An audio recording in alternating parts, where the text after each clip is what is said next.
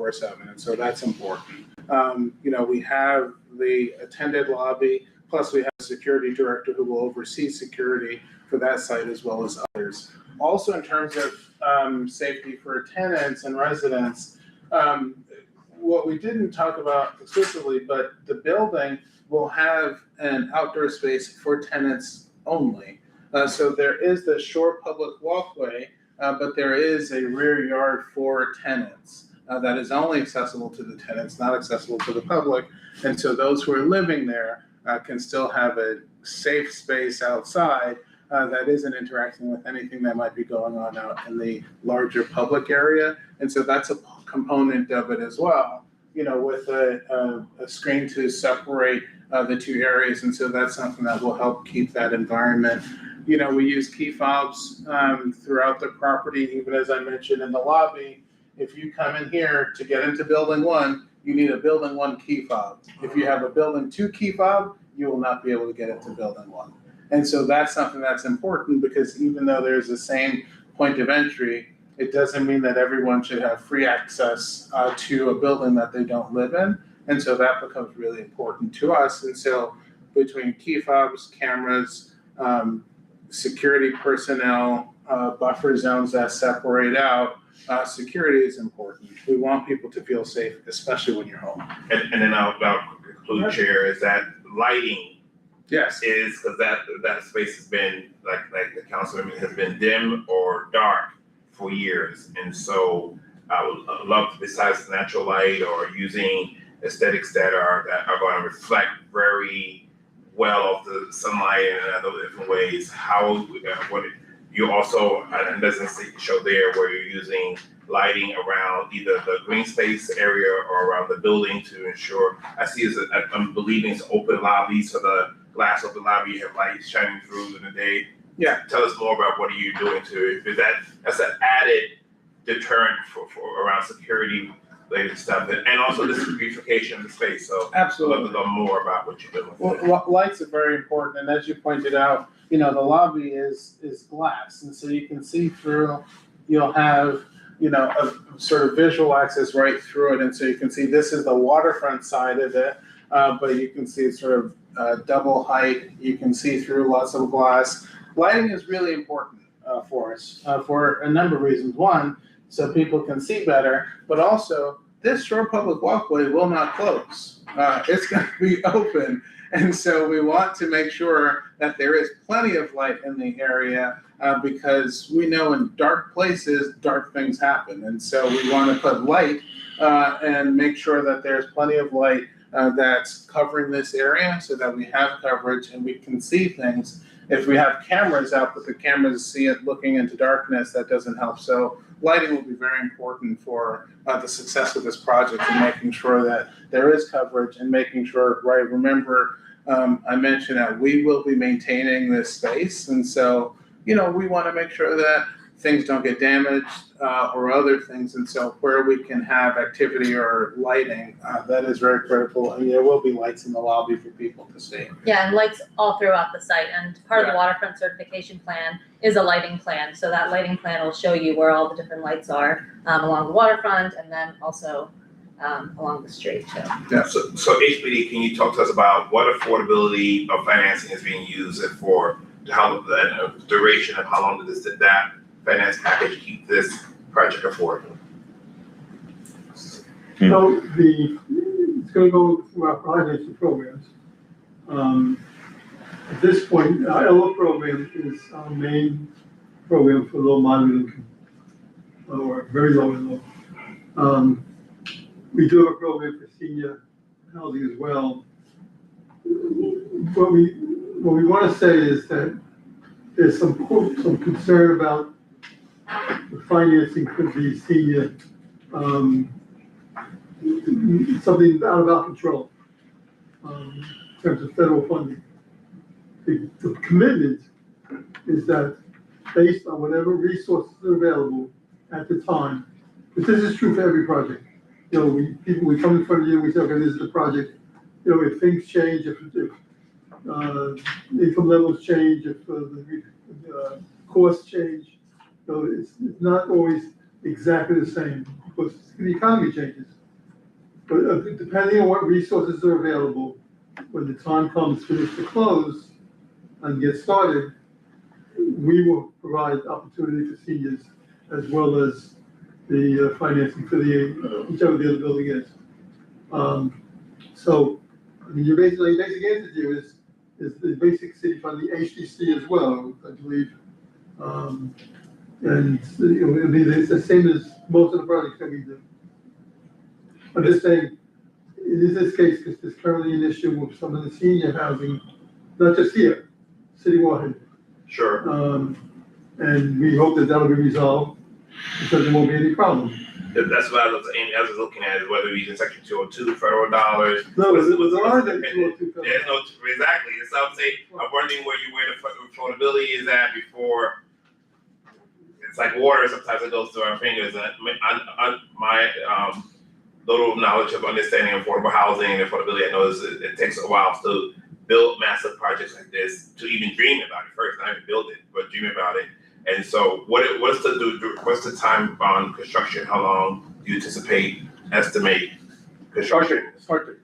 Anticipate start. Is it 2 year, 3 year? Is it to get, a 5-year project? It's for construction. I'm not talking about actually getting all moving people in and getting on line. Yeah. What do you? so, Because the impact will be over there will be for equipment and getting stuff over buildings is gonna be felt over there. So of course you're gonna get people who are gonna be calling, reaching out, yeah. wondering what's happening over there. I mean, the first puzzle or the first piece to that puzzle is getting to construction, right? We've just ULIP just certified yesterday, so we've got the next 9 months will be in ULIP, and then after ULIP, once assuming we get approved through ULIP, because the Community Board 1 will support us unanimously, and then the borough president will say this is the greatest project we've ever seen.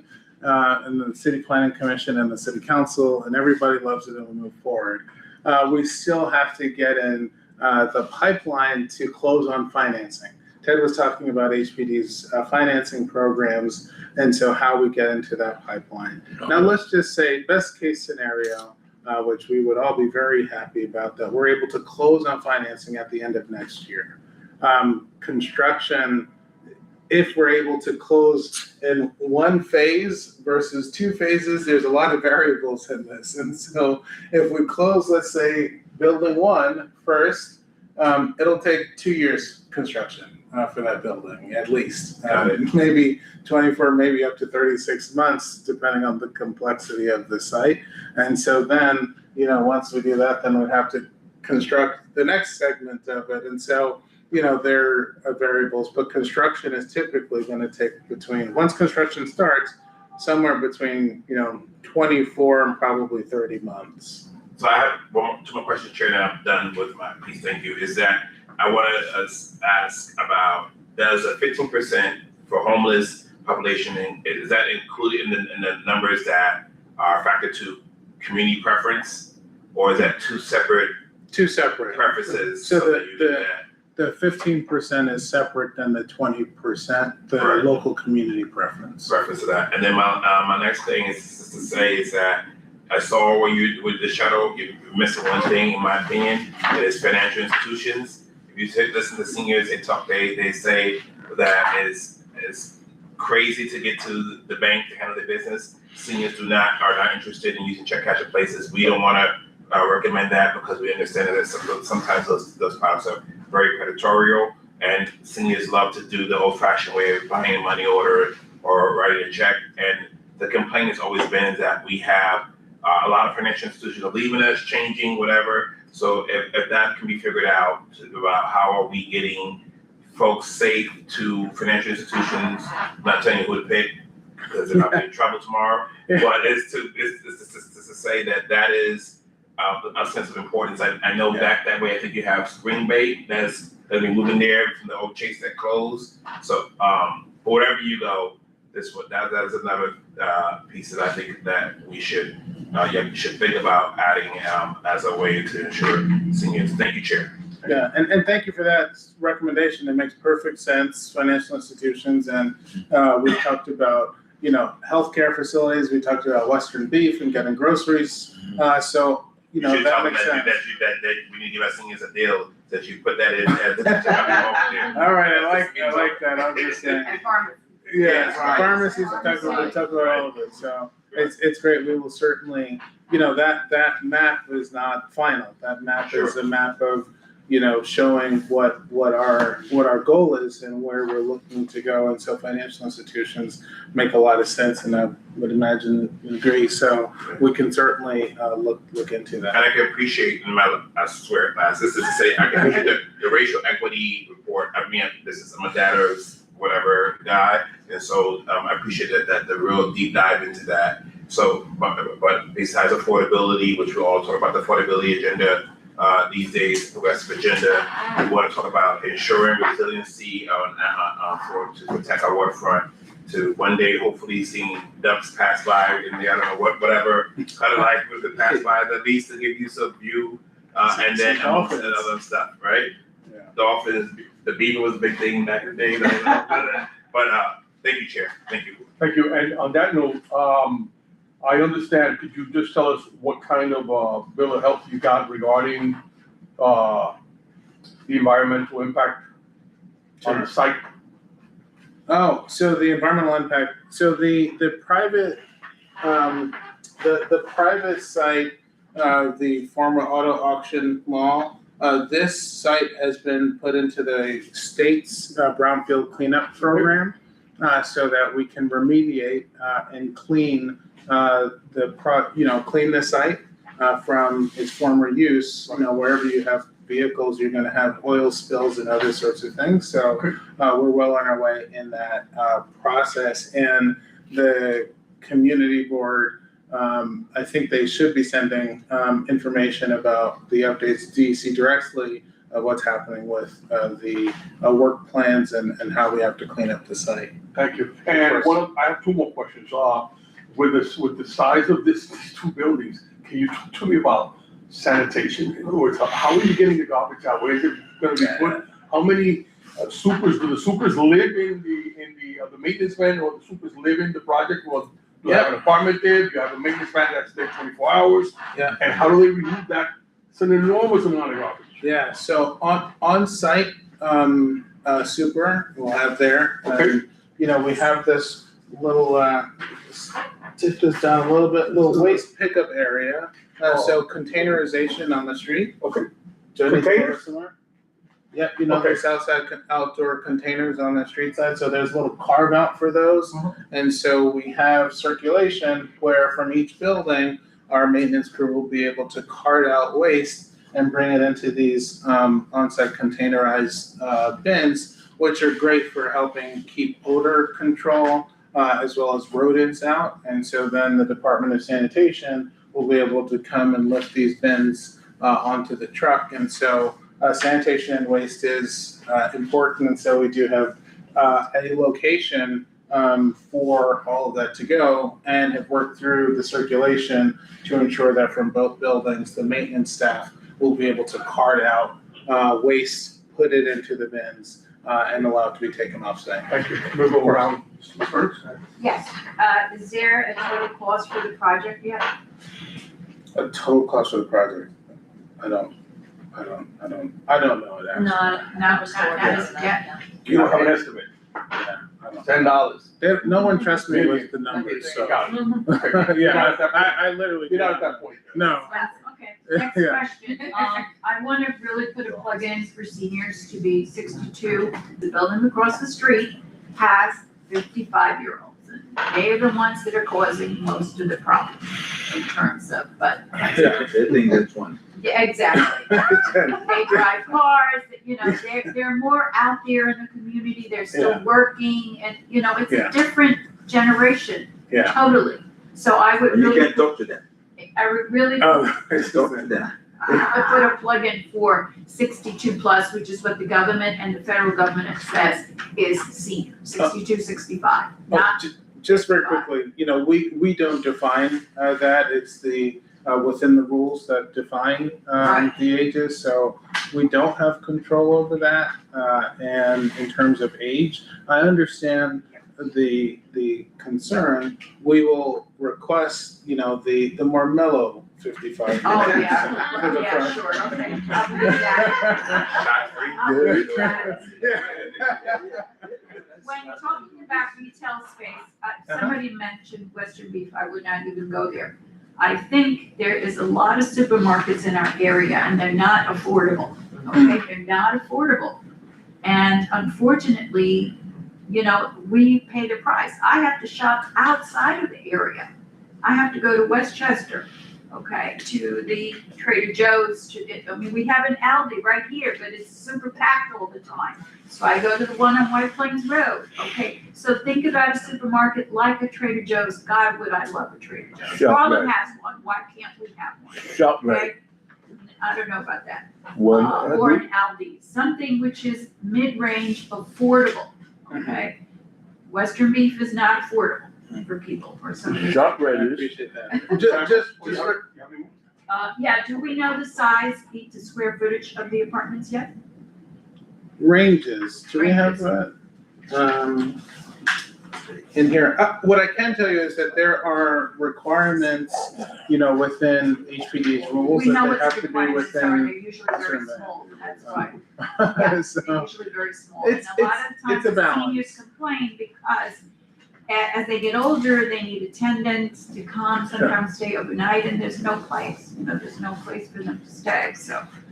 That's why I asked about the square footage. Understood, it's a balance, I mean, they're in the range, I don't have the numbers offhand right now, which I apologize for, but, look, it's, I understand the need for wanting someone, if someone needs to stay over, and things like that, you know, I've got, my in-laws who have home health aide, who needs to come in and, have space, and so, you know, my father-in-law has dementia, and so we have different conditions, that seniors go through and people just go through. And so we understand that, you know, the balancing of all of these things is not easy.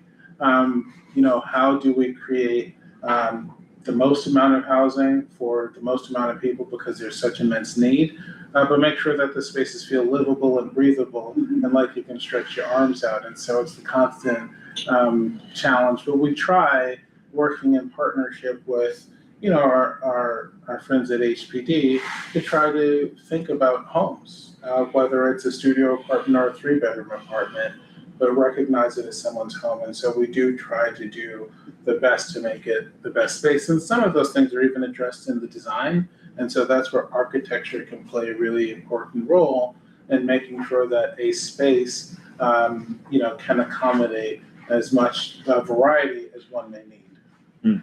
I would also make suggestion for, somebody mentioned pharmacy, that's a good idea, either urgent care or or early childhood, Absolutely. nursery school, something like Sure. that as well, because it's a very busy area. Yeah. You know, and to get kids and children out of that Yeah, area in the great. morning is gonna be helpful. Of course, thank you for the suggestion. Thank you. Member Davis, I'm good, Mr. Chair, thank you. Councilwoman?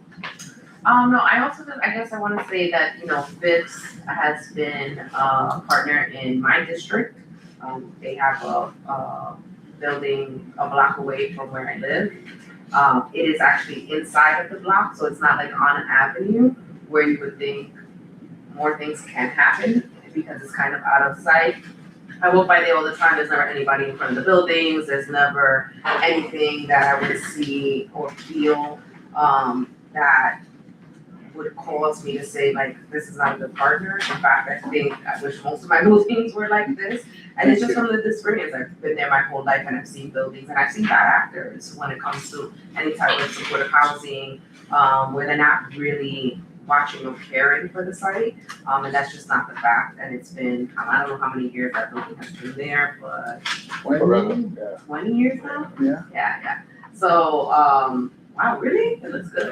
Thank you, Um, very proud. so yeah, no, it really does, add to the neighborhood, I feel like, and so I look forward to still having that same relationship, here. Thank you. Thank you. All right, so thank you for the presentation. I'll be making a report during our full board meeting, which is gonna be at Lincoln Hospital, 5:30, Thursday, June 25th. You're encouraged to be there. 6 o'clock. 6 o'clock, 6, sorry. okay. But get there at 5:30. We've also be fulfilling we're obligated to have a public hearing regarding the process. We'll be doing that. And after that, after the conclusion of the public hearing, I'll call for a full board vote with the chair. And do you have any questions for us and me? Just clarification, Mr. Chair, it's my understanding that we're expected to present at the full board meeting. I believe so, yes. Okay. Yes, and then they'll be, right, then we'll have the public hearing part. Well, we will But I be still have to do a report to the. chair. Understood, I just want to make sure we're No, presenting. yeah, that was my question also. You want us to do a full report? That's correct. That's So that you have to do all of it. Yeah. Okay. I right. would just take note of what was asked here, Of course. incorporate it into your presentation so that we don't do it again. Right. And make sure answer all the questions to those who are not here. And we're fine for that reason exactly, that a lot of your members, you Right. know, have never Well, seen the project. Not yet, they don't come till September, but you're right, there are some members that never heard this presentation before. Yeah. If you heard it, it's not in this committee, you know. I got it, we'll be fine, okay? All right, so thank you for your presentation, we'll see you on the We will. 25th. We will make sure to talk about the mellow seniors who are gonna move in. I want to interview everyone. I love it. All right, thank you for coming. Thank you all We'll for see your on the time. 25th, okay? We'll see you there. Thank you. Meeting adjourned. You need to, DLC, Department of Aging and Human Resources. Uh-huh. Not only that, are y'all gonna put Esplanade up there, walking on, 'cause I see it down in Gracie Manor,